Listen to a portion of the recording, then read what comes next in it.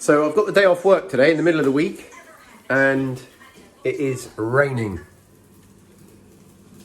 My daughter's off school, poorly, not with coronavirus. But unfortunately, this day that I'd planned to do loads of things outside is a wet one. So I'm not really feeling in the mood to go outside. You can see by my clock there, it's already 1:45 in the afternoon. The morning has not been wasted though. I've edited 3 YouTube videos, including a tomato preservation one, which may or may not air before this one, I'm not sure. But in here, I've got the remnants of that video. We are drying out, this is tomato seeds and skins that we're drying out to make a seasoning. So I'm going to finish processing that. Basically, we mix it with chili flakes, salt and pepper, and then pop it in one of our salt mills, and it just makes this amazing seasoning. So I'm going to do that. Then I'm going to have to go outside in the rain to do a bit of harvesting. We've got quite a lot of crops that need harvesting, and then I suppose I'll spend the rest of the day doing some preserving and things like that. So there will still be things that I get done today, just not as much of the outside stuff as I would have liked. And as you know, our tractor mower has been broken. Well, it's fixed. It was returned this morning, and we've had all this lovely dry weather. Now we've got the rain. This grass that's already too long is just going to continue its mission to cause me pain. It's the only way I can put it, because just looking at it is painful. As I said, I'm going to be spending the day in the house to avoid this rain. It's only drizzle, but it's on and off all day. I've got some preserving to do, but I've also got a load of cooking to do. I'm going to use today to get ahead in the kitchen. So I'm going to be making sushi, which the kids all want for their packed lunches. Now they're back at school. They love sushi. So I'm going to be making sushi. I'm going to be making a really big paella. And I'm also going to be making a Cajun chicken dish to have with tacos. I've just been through the cupboard and we've got some tacos that need using up. So I'm going to basically make a big Cajun chicken dish for tacos and make pulled chicken out of some chicken breasts. I'll show you how to do that. It's the easiest thing in the world. So we're going to do that, and I'm also going to make a big paella. So the idea is we're going to have the tacos tonight, but the paella is going to just be a meal that we can have later in the week, because my wife and I both work. So whenever I do cook, I tend to cook enough for more than one meal. And if I can cook 2 big meals tonight that'll serve as basically 4 family dinners, it's going to make things a lot easier for us through the rest of the week and maybe into the weekend, depending on how things go. So that's that. We're also going to be doing another batch of kombucha. So I'm going to get that on the go first. Put the tea on the stove, get that heating. Got my sushi rice on, it's all rinsed. I just need to bring that to the boil now. Our kombucha is here, our kombucha tea. It's boiled, it's got all the tea bags in it and what have you, so we just need to let that cool now. And I thought what we might do while we're waiting for the rice to come to the boil is just check on our chicks. If you remember a few weeks ago, probably 3 weeks ago now, we had a set of chicks hatch and I was showing you them outside. They were a pair that had been sat by one of our broody hens. Well, they're coming on nicely. Can you see them down there? They're starting to feather up, and the one on the left has got a lot of the male characteristics from Dad. He's a frizzle type a bird, so he's got all those sticky out feathers. That's why he looks like that. We're fairly sure that's a boy as well. And then obviously the other chick is looking like Mum in terms of the feathers, if not the colours. Not sure where Dad is, but if I happen to see him, I'll show you. All the rest of the birds seem to be hiding from the imminent rain. We're in between showers at the moment, but it's been showers pretty much all day, on and off. We're going down the other end of the house now. I'm going to quickly show you the other chicks, the chicks that you saw actually coming out of the eggs about a week ago. They've progressed onto a slightly bigger house now. And this is their heat.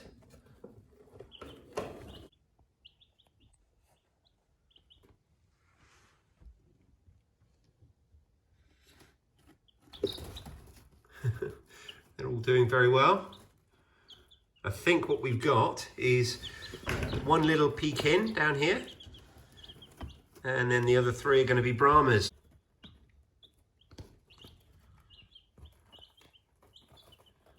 And then the next set are in here. They are still eggs at the moment. So with these eggs that are in here, and these, as I said before, these are from our meat hens, our Cornish cross hens, or Cornish cross hen rather, hen and cockbird. And what we'll do, because we're about a week in, is we will candle these later, once it's got dark. And what that does is it basically lights up the inside of the egg to allow us to see what's going on. Now at this stage, we wouldn't expect to see very much inside, but we would hope to see in the viable eggs, the ones that are turning into chicks, we'd expect to see some veins, some veining inside the egg. So that will tell us that they are fertile and viable and that they're in the process of becoming chickens. So when you candle an egg, you hold it over a little, almost like a torch. Well, it is a torch, but we have a specific torch which is designed just for shining up onto the eggs and showing us what's going on. So I will do that today on the end of this video. I won't be able to film it until it gets dark, but it's getting dark slightly earlier now, so hopefully I'll be able to get it on this video before I have to upload it. Rice is boiled. I've just got to leave it now for 15 minutes with the lid on, sushi rice. So while that's happening, I'm going to take advantage of a break in the rain to go and collect the eggs. So at least that's something my wife doesn't have to do when she gets home from work if it's raining. And on the way to the eggs, I've also got to collect some courgettes. We haven't harvested them for a day or so. This is why I love courgette plants. From our 3, 4, 5, 8 plants, this is how many courgettes we're getting every other day, give or take. So as you can see, it's just such a wildly productive plant. It's incredible. So we're just creating so much. Obviously it creates its own problem, because then we have to preserve them. But you know, if having so much food that you need to preserve it is the sort of problem you don't want, then I don't know what to tell you. It's one of the problems that we work very, very hard to create for ourselves. And I'm going to treat these hens to a couple of courgettes. Don't tell anyone. And now the weather's changing, and you know, we're going to see more and more rain. You can see why we want to get the hens off this ground now going into the winter. It's not desperate, it's not urgent, but we are obviously building that second chicken trailer to get them in, to get them on some lovely grass for the winter. Now we're almost there actually. All I've got to do, I've got 4 perches that I just need to fix to the sides. I've built the rest of it, and then it's just a case of having the time when the whole family ideally can do the move. Because what I want to do in here, you'll see there's 6-foot fence all the way around, and as a result the chickens all stay in here quite happily, and the nasties stay on the outside. And I don't mean the pigs, I mean the foxes and other pests. But with our electric fencing, it's quite a bit smaller, so some of our hens will actually, despite the fact that it's not going to be in their best interest, will actually escape. So what I want to do is, as a family, catch them, clip their wings, the ones who've got full wing feathers, and then transport them, then move them. So obviously that's going to be a lot easier with the 5 of us than just 1 or 2. So how we would normally do it, I think, is my wife's particularly good at clipping the wings. So we would have either 2 or 3 in here catching and giving to Jackie, and then Jackie would be clipping the wings and passing on to 1 or 2 the other end, who would then take the birds and put them in the new run. So hopefully we'll be able to do that one evening this week. I'll definitely be filming that. It's a fun experience for everyone. It's always fun catching chickens, but they're enjoying their courgette, look. and we've got plenty for us left, so there's no worries there. And yet more happy girls enjoying all this new grass and weeds and what have you.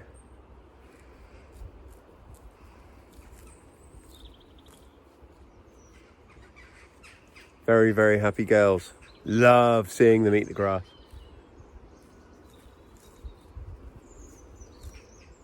And again, now I've got the ride-on mower back, we can move this trailer to get these girls also moved on to some fresher grass. You can see there's still plenty of grass here for them, but they're starting to turn it up, and what they actually tend to do is that they just kill it. They will tread it down, peel on it, eat it, all to the point where it will die and not grow back. And then of course that's when you get the mud. That's when the mud comes, when you don't have that ground cover of the grass. So we do need to move them. And the other thing they do, they scratch out little dust baths for themselves, which makes lots of divots in the ground, and they only get bigger the longer you leave them, as more and more hens try to fit in the same hole. So like I say, we need to move these sooner rather than later, but now we've got the tractor, that'll be a lot easier. And I know now that the hen that I'm expecting to see in here, oh no, she is out. The hen that we saw in here last time was broody, and that's not desired. So we were to hook her out if we saw her, but she's already out, so that's good news. She must have broken out of it, snapped herself out of it, which is good. They don't seem to be a big fan of these apples that land in here. This is a crab apple tree, believe it or not, but it's a grafted crab apple tree. And what we have is, well, by looking at it, you can see the graft happened here. So everything above here is crab apple and everything below is rootstock. So this bough that's growing out is from the rootstock. Now, we've had several trees like this, and I've cut the rootstock boughs off of all the rest, but for whatever reason I must have missed this one, and I'll do it this winter. I'll cut this off because it just drops all these giant apples that they're not particularly nice to eat. No one wants them, and even if they did, we do have a tremendous amount of apple trees, and you can see it's just grown much higher than all the other crab apple trees in the row there. So there's another one with the same symptoms just there. I will get round to it, but it's a winter job for sure. Okay, so I've just put the chicken on. Now I'm boiling it in water. Shock, I know. This is the only circumstance in which I would advocate doing that.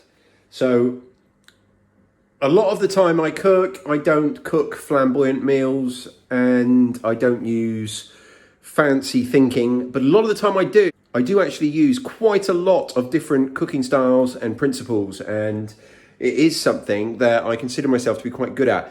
And this is something I would never do apart from in this one situation, and that is when I'm using pulled chicken.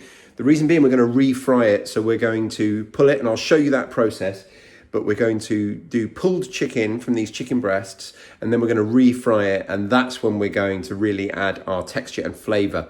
But no one wants to eat boiled chicken, and we're not going to be eating boiled chicken. We're boiling it now so we can pull it. This is the only method I know that works, and in terms of the flavour of the end result, that's all going to come later in the frying pan. So bear with me on that.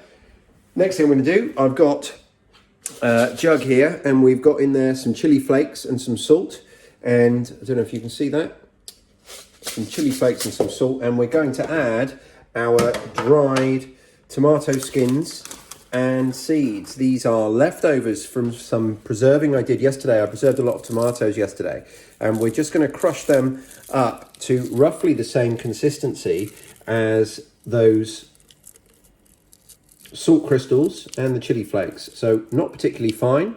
Now if you wanted, you could put them in a pestle and mortar. You could use a pestle and mortar to crush them into a powder, And if you did that, you could also do the same with the salt and the chili so that it's all a powder. But I want them in slightly larger chunks because we're going to be putting them in this mill. And that's how we're going to be delivering them basically to our plates. So if you're interested in the backstory on this, the video should already be up. If not, then it's up very, very soon, the tomato preservation video. But this is going to make just an amazing seasoning for the table to go on all sorts of things. It's particularly nice with eggs and bacon or just on potatoes. And yeah, we've got 2 trays of this to make. And that's all going to go in there with that salt and chili. And then what we're going to do, we're going to put some in here. And the rest we're just going to pop in a regular jar, which gives us options for how we use it later. So my wife's due home any moment, and it's not quite as convenient for me to be filming in the kitchen just after school get home time. It's all a bit manic here, so I'm probably not going to share with you much of the rest, but I will make a point of filming the chicken being shredded, because I think that is a really useful tip. When I learned it, cool, it's brilliant. It opened up a whole world for me. One of the great things about it is it makes your chicken go so much further. One of the things we try and do here is we try and reduce the amount of meat that we eat, but we still enjoy eating it in meals. And one of the ways we do that is just by spreading it out further, spreading it thinner, but you don't notice it in the meal. I've got 4 chicken breasts in there, and I'm probably going to make, well, I'll make a minimum of 10 adult portion meals from that, and quite possibly a lot more. I'll know a bit more when I'm a bit further down the line and I can see how the meal's looking. But yeah, we are going to comfortably get more than 2 meals per chicken breast, and quite possibly 3. We could easily get 12 out of here, and sometimes even more. So that's just something we do as a matter of course, and it's all part of being self-sufficient. So we're trying to eat more of the things that we produce a lot of, less of the things that we produce very little of, or not at all. So we are going to be, for example, courgette heavy in this meal. You know, there's going to be lots of courgettes in the meal. And just before I put the camera down for a moment, there is Dad. That's the dad of that frizzly looking chicken. And as you can see, he's got all of his dad's characteristics. Is he going to turn around for us? No. I've had to come back out to harvest some carrot and some beetroot. My kids love the vegetable sushi. So when we're eating out at a sushi place, then it's the really simple California rolls with just cucumber in and things like that they go for. So obviously we've got lots of cucumber in the house that we've already harvested. We've got some courgette that we're going to use, and we're going to get some carrot and some beetroot, and that's going to be our sushi fillings for the kids. If I can navigate my way through this giant squash plant. This one definitely needs trimming back. Beetroot number 1. There's a couple of beetroots. That should be plenty. So I've shared with you guys before how we grow carrots. We grow them in pots with compost, and then we reuse the compost next year. And this is why. Look at that beauty. Big, long, straight, thick root. They don't all get like that. You know, that is a particularly good one. There's one next to him there that isn't nearly as long, but he's really, really thick. But that's why we grow them in pots of compost, just really loose material. And then obviously the plant will have taken some of the nutrients from that compost, but not a tremendous amount. So we use that compost next year to top dress our beds. We use it as some of the mulch on the beds next year with the other compost that we make. So this is sushi filling. I'm very happy. Right, last thing then in the kitchen before we call it a day here today. I said I'd show you how to do this shredded chicken. So I have just boiled it. You just boil it until it's cooked all the way through. And then 2 forks is the simplest thing in the world. If you want, so you can come a little bit closer for this bit, just to see the chicken. And Once you've got it all shredded like that, what we're then going to do is we're going to refry it. So we'll have a pan of with really hot oil in. We'll fry off our onions and garlic, and then we'll add probably some cayenne pepper, some paprika, maybe some mild chilies, and then we'll add our chicken and we'll fry all that off and it will brown off, and then we'll add to that chorizo to crisp that off. And as you can imagine, all this becomes lovely and crispy and takes on all the flavor and texture of that fried chicken. But because of the nature of it, this is just 1/2 of a chicken breast, and you're going to be able to spread that through easily 2 main adult portions. So that was all I wanted to show you with the chicken. I didn't want to leave this out.